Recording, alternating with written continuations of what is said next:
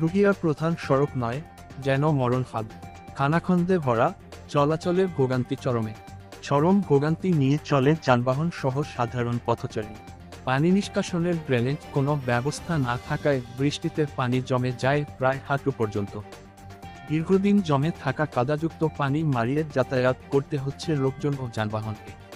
ঠাকুরগাঁওয়ের সদর রুহিয়া ঠাকুরগাঁও সড়কের একমাত্র যোগাযোগের সড়কটি রুহিয়া চৌরাস্তা থেকে ১ নং রুহিয়া ইউনিয়ন পরিষদ পর্যন্ত আনুমানিক প্রায় ৪০০ মিটার বেহাল দশা হয়ে পড়েছে।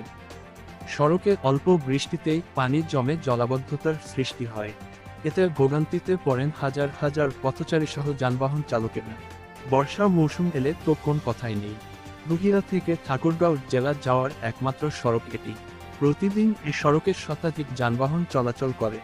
পানি জমে থাকার কারণে পথচারী ও চালকদের চরম ভোগান্তি পোহাতে হচ্ছে।